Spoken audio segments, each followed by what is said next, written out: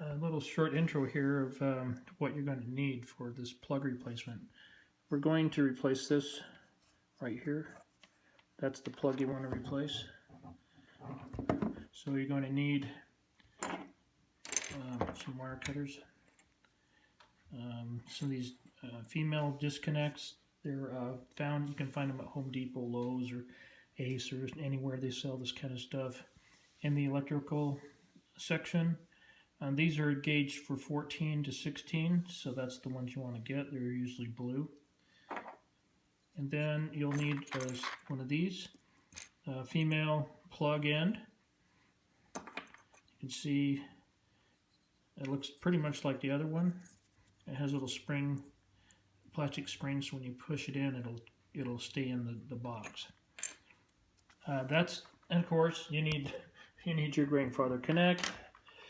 And I have a video on this, so I'm not going to take this apart again, but you basically got 5 screws here, 4 or 5, and then on the top you have 2 additional screws about right here and right here. Sorry about that. Right here and right here. That requires you to take off the top. Now, I put this red tape on because what I've done is I re-glued this, and I'm just using the tape to hold the glue down until it's set, because I've already fixed this one. Those are the main tools you're going to need, and so when you watch the video, you'll know where to get them. I'll have links posted below so you can find all this stuff. Thanks. Show you how to remove this little connector that's inside. A big old cobweb inside of there, so sorry about that. I got it off on my finger. You can see that. So this is a snap-in connector. It's got some little flanges inside of there. I don't want to, couldn't get a good shot with my camera, but this is probably one of the harder parts. It just takes manipulation. You can also take, I was able to get it out, one of them out with a, using vice grip. So this came out with just a screwdriver. So you're going to see the connectors I want to take off are on the left side. The top one goes to the control board, and the bottom one goes to the plug. So it's the far left side that leads to the heat element, go to the far left.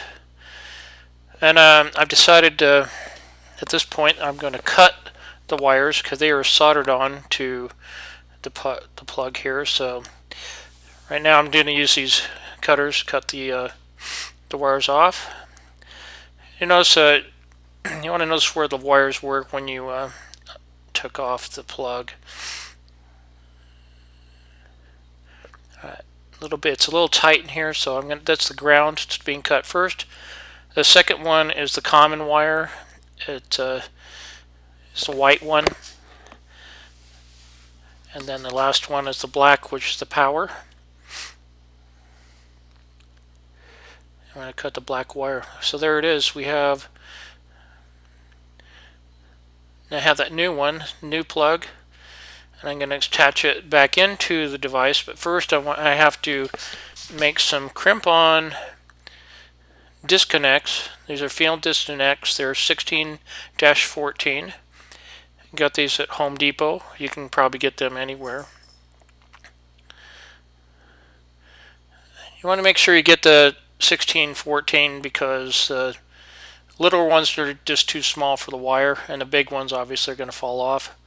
So first off, I'm going to strip back some of this common wire here. So strip back, twist,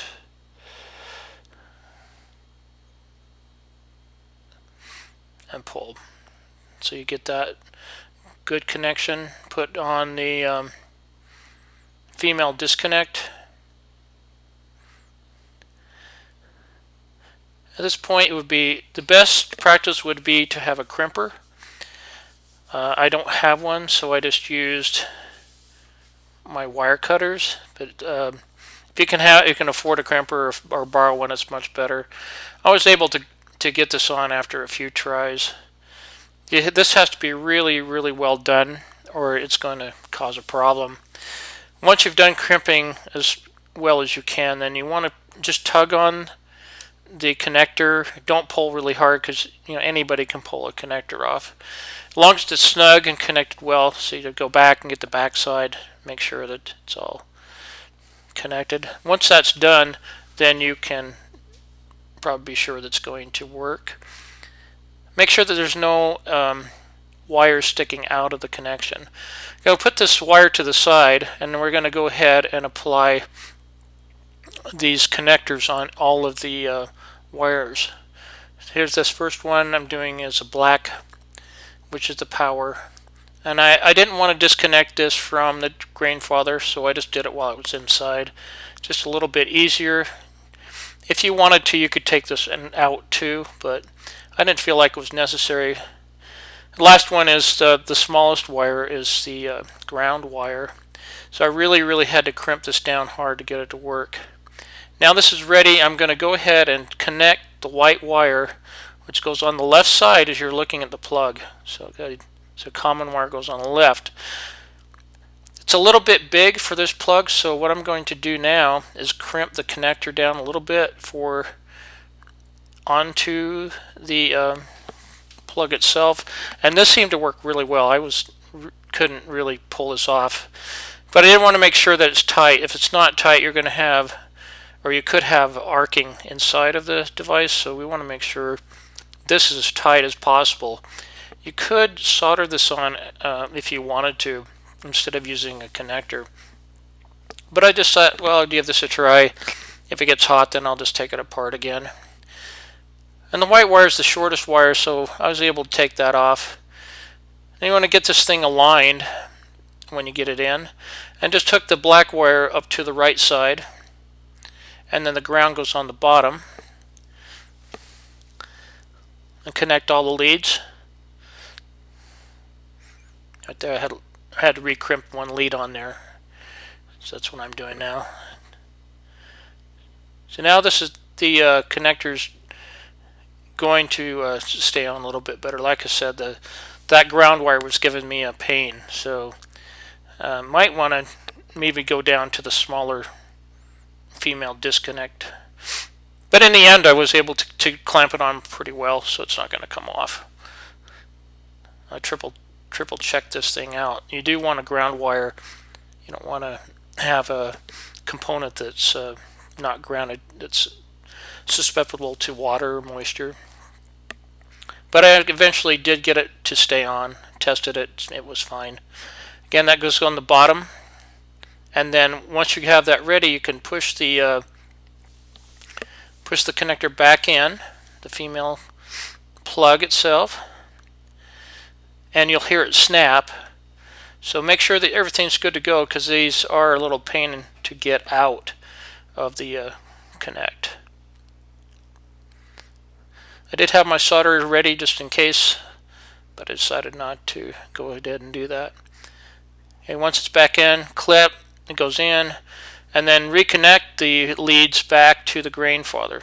So it goes, this white wire goes to the bottom, and then the control board goes on the top.